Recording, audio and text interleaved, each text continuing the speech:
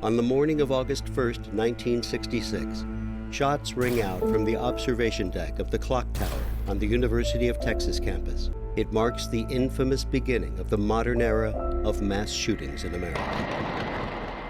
I'm Sarah Ferris, true crime podcaster. And I'm Catherine Schweit, the former head of the FBI's active shooter program. And you're listening to Stop the Killing. Well, welcome back to Stop the Killing. This is a part 2 episode, which we don't do very often, but we had quite the unusual case last episode, and that was because we had, is it a septuagenarian? Is that the right word? 72-year-old.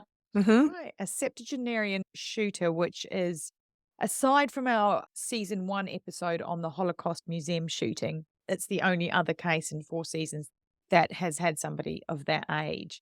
But having said that, literally 2 days after the Monterey Park shooting, you sent me a little email with this clanger that there was another older shooter. I mean, my jaw was on the ground, 2 for 2.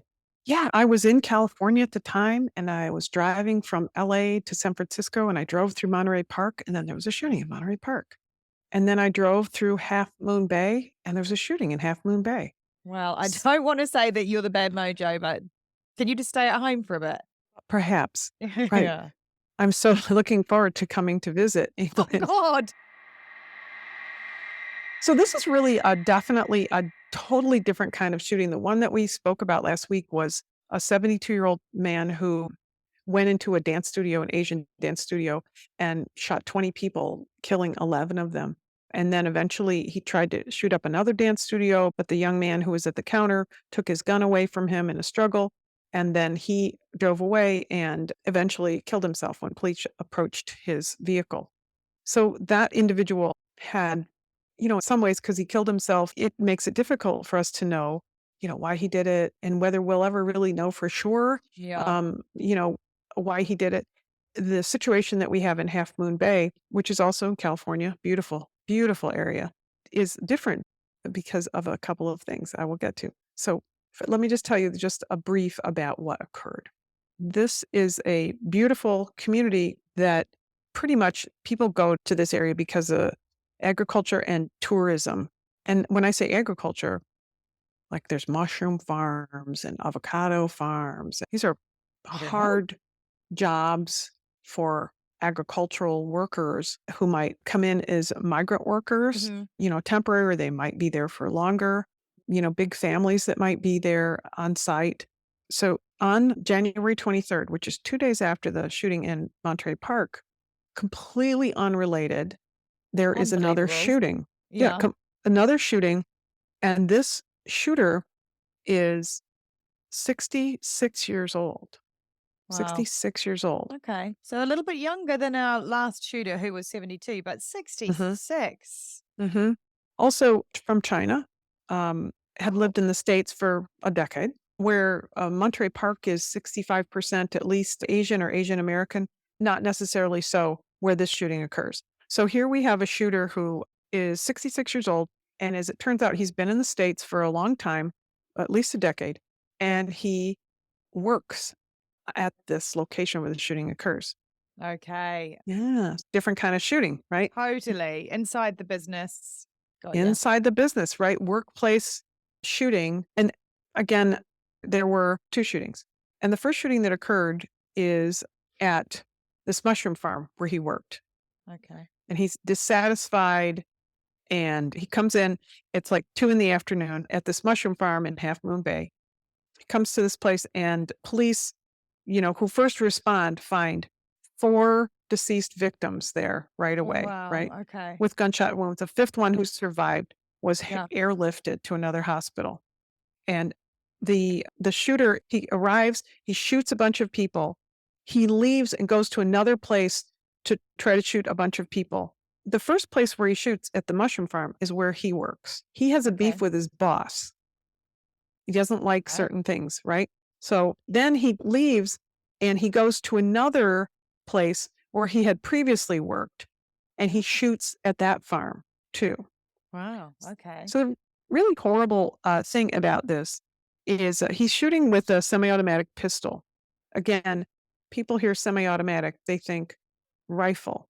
Semi-automatic rifle, semi-automatic pistol. They both Mhm. operate the same way, right? Yeah. And they both fire a lot of rounds very fast, which is, you know, just the terrible part of it is he was able to shoot so many people so fast, right? By way of background, 7 months earlier, a manager at another place allegedly opened fire with a handgun at a coworker's trailer following a dispute, right? He was later charged with attempted murder. So, according to the mayor in this town, right, it's really difficult because in some cases there might be undocumented or people who aren't legal in the country Right, and they are okay. working at these as Yeah. migrant farmers, and that makes it hard to investigate, right? That was earlier, another shooter who wasn't this guy, right? Yeah, so it's So unrelated, but it's like unrelated, but it's the fallen I within the community, and I'm imagining people shut down and don't share information because they're trying to Mhm. protect each other. Right, exactly. So, Yeah. like in this case, police get called about a shooting. They come to Yeah. this mushroom farm located in Half Moon Bay. When they get there, there's 4 people already deceased. This 5th person has to be transferred. And as they're arriving at the scene, the gunman drives 2 miles away, very close by, 2 miles Yeah. away to another farm, and he's driving in his like little SUV, and he fires and shoots 3 more people. Wow. Some of the Right. victims were his coworkers. Yeah. The first place, he not only worked, he lived there because migrant workers often live Sure. Yeah. in horrible conditions sometimes at the sites of where they're working. So at both of these locations, there are kids all over the place. Oh my goodness. Is he No, but targeting these specific people at this next farm, he's or is it he's indiscriminate? shooting he's shooting adults. He knows some Okay. of the people that he's shooting. Right. Some of them are people that he's worked with before, right? Mhm. So he kills 3 people at the second farm, Yeah. and no kids are hit, and he takes off. Small mercies. Exactly. And this is the interesting thing. He takes off in his car Mhm. and he drives to the local police substation, parks his car. What? Hmm. And what, hands himself in? Hmm. They come outside and gives himself up. Wow, we're gonna unpack that one. Yeah, Um, like do the math on that. Like, so mhm. our shooter last week drove someplace, parked his van, and when police approached, he killed himself. Yeah. And then this This, guy's done the opposite. He's just hmm handed himself in. Gosh, there's so many weird similarities, isn't there, though? Oftentimes when we've done these cases, the hmm police are there on site so much quicker in other ones that we've come across, right? There's very little chance for a shooter to get to the second location. But in hmm both of these ones, not only have yeah, we got two elderly shooters, we've got it in the same state that's quite close to each other. And then we've two got these shooters two who went to different. 2 places. Yeah. Yeah, that's unusual, right? Mhm. It really is kind of, it is kind of unusual, and it doesn't Huh. I mean, why Why? particularly? No, I I don't think know. the idea that, I did this, now I need to move on and do something else. I just, last week was up at Michigan State University chatting with the police chief, and, Mm, they had a shooter who shot at a building and then turned around and walked to the next building. And I think that we've seen, especially in the FBI's research, that we're seeing a lot more shootings out in the open, people who are moving from place to place than we did right. before. So in this case, I think we definitely knocked both of these down as workplace violence, though. He's worked at both Definitely. places. He knew both places. The victims that he shot, there were 5 Chinese citizens, Mhm. according to the Chinese consulate in San Francisco. There's a very strong presence of Chinese and Asian Americans, particularly in California. And the victims are 43, 66, Oh, 73, 50, 38, and 74. such a blow to that community, the Asian community in California, like Mhm. 2 days apart. Yeah, Oh, we mentioned this last week, but this was the Lunar New Year, yeah. which I know the calendars are a little bit different depending on what Asian community you live in. I think they're a week apart at that time for the New Year, but it was clearly right around the New Year. So devastating. And what it did in that, and particularly because I happened to be there at the time, Yeah. is, not surprisingly, it was all the news, but it also put everybody so on edge that Mm, you never knew when another shooting would happen. And there were so many New Year's events that were canceled, just parades and all kinds of events. And the struggle to say, okay, well, if we cancel it because we want to keep everybody safe or we want to be respectful, or do we host it because we want to go on with life and we don't want the shooter to control our community. Yeah. It's a It's a tough tough one. decision. It is a Yeah. tough one.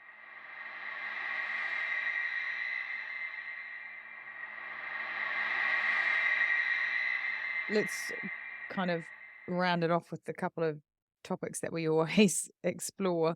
I mean, we've got a live shooter at this stage. Was there any, lead up that came out of the investigation afterwards in terms of, the pathway to violence? Was there leakage? Do we understand why? What? The 66-year-old shooter did turn himself into police. 7 people dead, 1 injured, 2 locations, and he obviously charged with first-degree murder and other counts.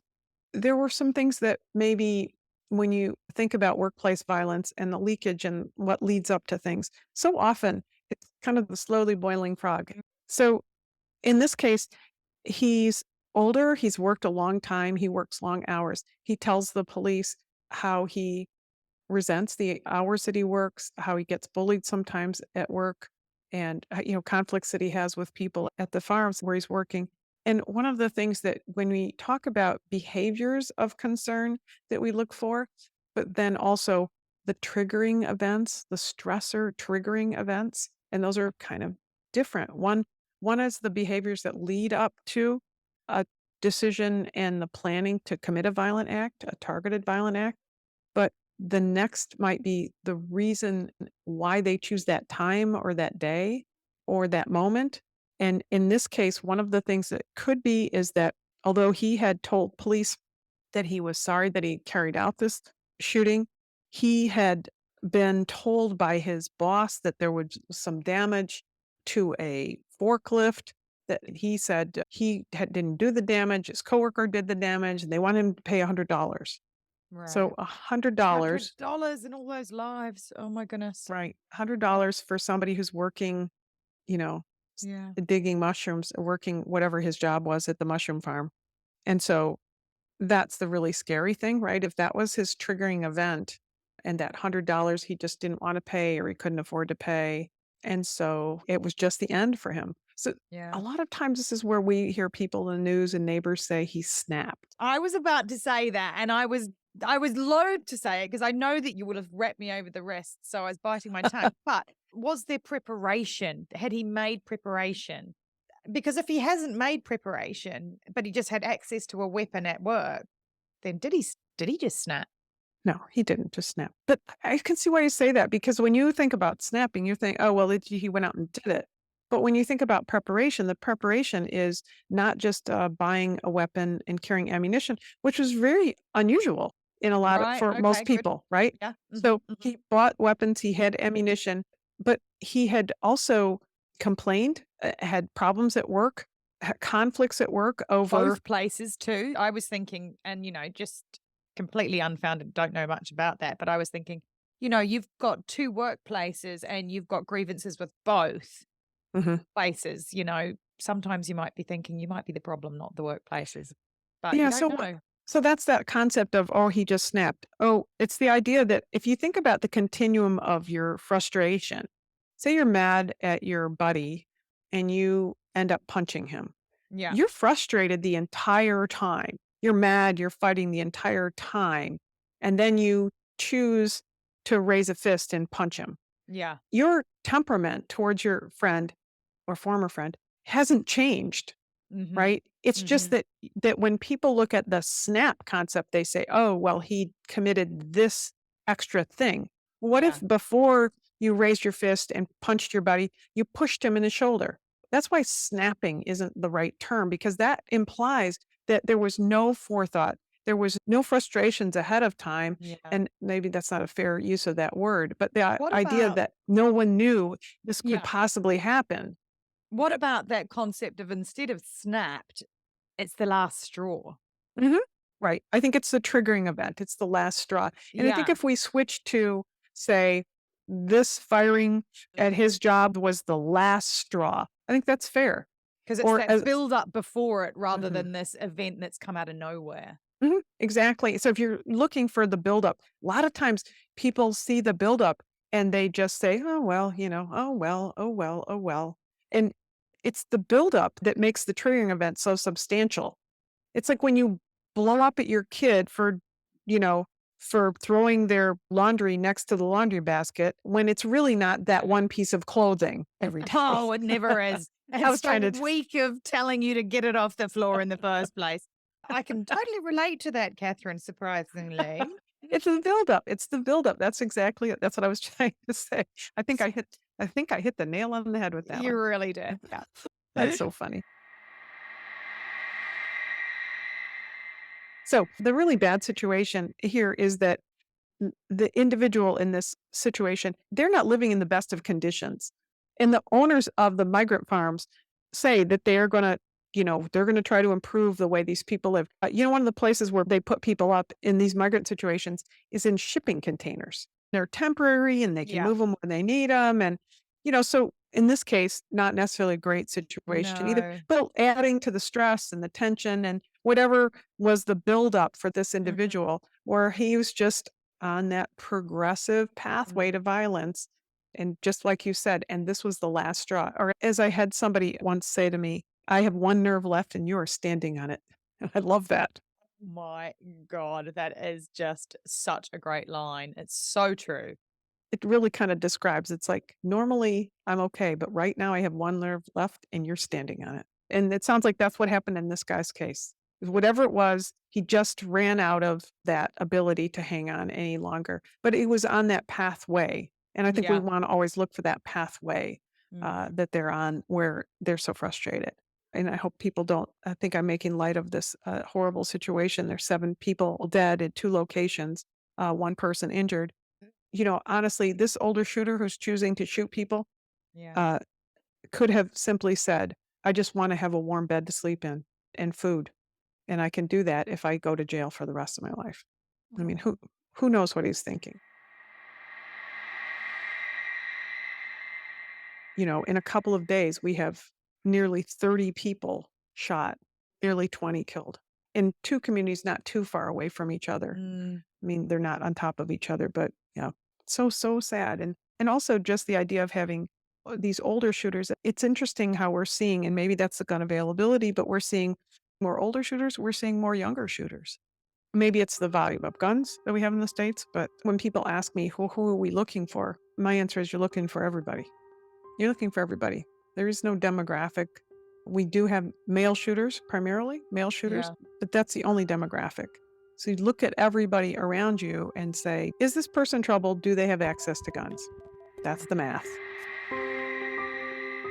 Thanks for listening. And if you want to know more, Catherine's book, Stop the Killing, is out now. For more details, go to catherineschweit.com. Please consider also supporting our independently made podcast. It's simple to do. Go to patreon.com/Stop the Killing. And for as little as the price of a latte a month, you can be part of the solution to stop the killing.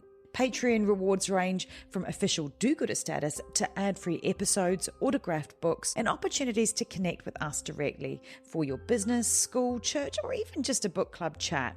But just knowing that you are part of a movement that has the power to make your community safer, well, that's got to taste better than a skinny cappuccino any day. So please head to patreon.com/Stop the Killing now and polish off your do-gooder halo and make sure to include your name so we can give you a shout out. This podcast is a community podcast production. That's con with an N. If you want more content, then head over to Community Podcast at Instagram, where you'll find trailers on more binge-worthy true crime, like the award-winning podcast Conning the Con. And check out our show notes for all the links mentioned.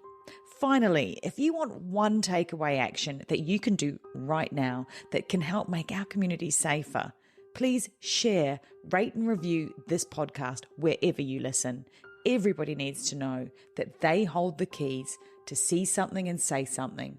Together, we can stop the killing. It's one of those things you hope never happens, but you better train for it, because it will happen, and it will happen in places you wouldn't expect. Be ready for it.